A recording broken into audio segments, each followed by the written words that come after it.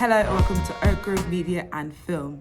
In today's video, we're going to be covering Livingstone and Lunt's theory with a specific focus to newspapers. So let's be specific about what we're going to cover. We're going to specifically cover what Livingstone and Lunt states, what their theory is, and equally we'll also be discussing evaluating the usefulness and limitations of their theory. So without further ado, let's get right to it. However, if beforehand you have no idea about the regulation of the newspaper industry, you're not quite sure what it is, how it works, I highly recommend that you have a watch of this video just to really solidify that understanding before you get into Livingstone and Lunt theory. So Livingstone and Lunt studied 4 cases of the work of Ofcom. Already there, we have a glaring red flag in terms of limitations. If we're focused on newspapers and the news media industry, this theory is already limited because it is telling us more so about the works of Ofcom. And as we know, because you've watched that video, of course, Ofcom do not regulate newspapers. So again, already the theory is limited in terms of our applicability to news media. But focus on Livingstone and Lunt then. They studied 4 cases of the work of Ofcom. And Ofcom is serving an audience who can be seen as an audience, but also citizens that they need to protect as well. As the regulators, Ofcom's one of their needs is to protect us, the audiences, us, the consumers, from direct harm and anything that could cause us discomfort or pain or so forth.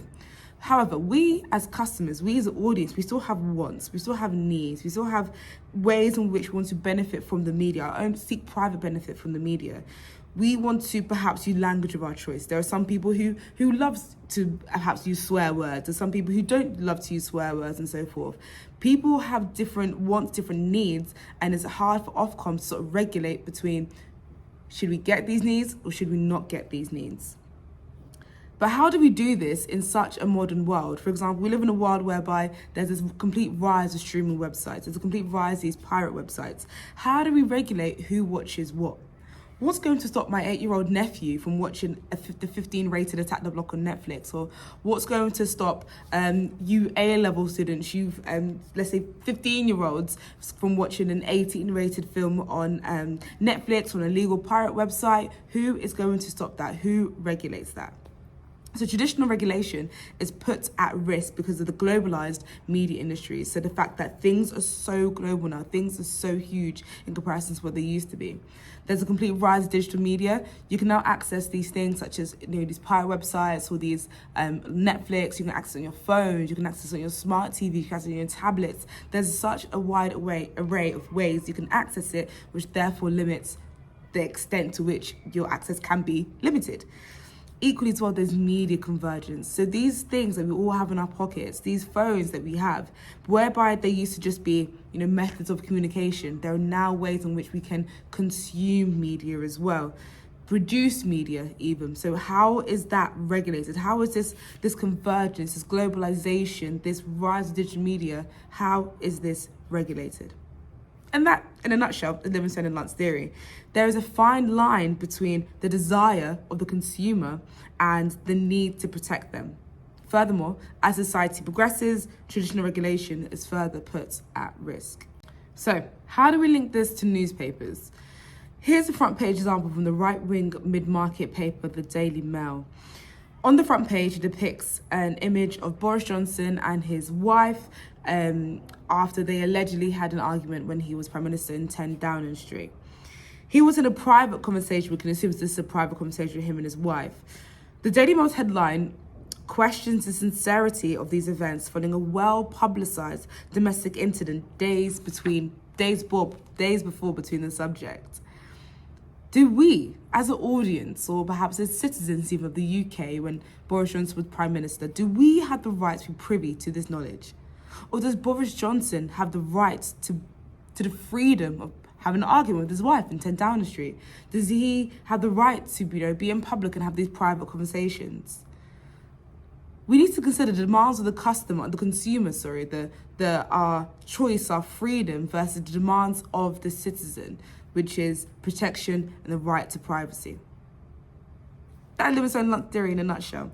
The fact that things in the way in which things in the world we live right now are accelerating so fast, technology is growing so fast, it's really, really hard to regulate due to this rise of media convergence, the rise of technology, the rise of globalization and so forth.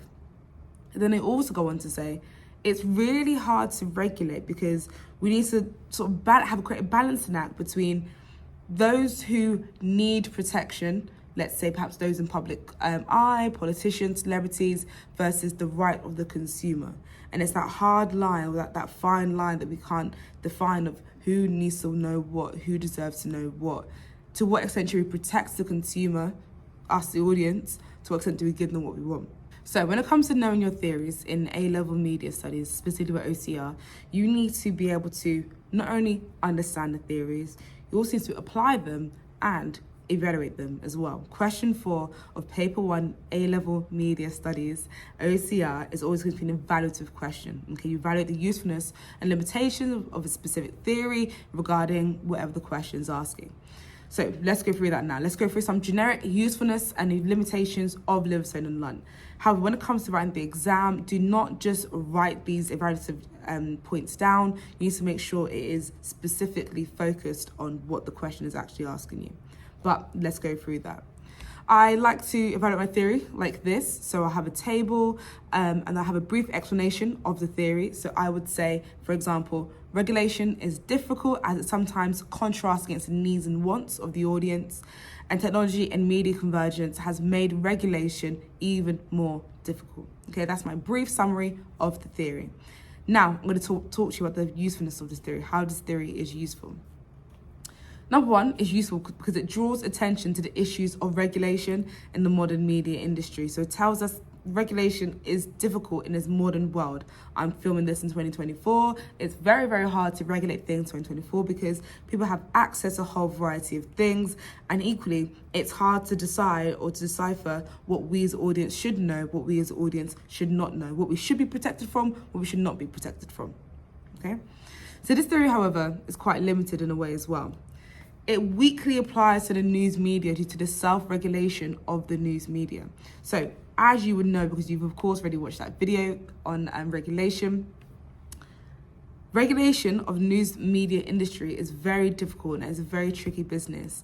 It's hard to regulate the news media industry. There are only a handful of major regulators and not all newspapers are signed up to those regulators. For example, Daily Mail is signed up to the regulator Ipso, whereas The Guardian is not actually signed up to a regulator at all and they self-regulate. So because of the complexity of the regulation of the news media industry, it's hard to apply Livingstone and Lunt's theory. So, in this video, we've covered what Livingstone and Lunt's theory, what they state. We've done a quick application to newspapers and we've quickly evaluated the usefulness and the limitations of the theory as well. So what I'd highly recommend now, you have a go and look at some other front pages of the Daily Mail, The Guardian, some other tabloids, some other broadsheets, add a couple of mid-markets in there as well, and consider where can you apply Livingstone and Lunt's theory? Where is this theory clearly evident? And how can you draw the usefulness and limitations towards it? Once again, guys, thank you so much for watching another video of Oak Grove Film and Media. Hope it was very useful. Stay tuned for the next one. Bye-bye.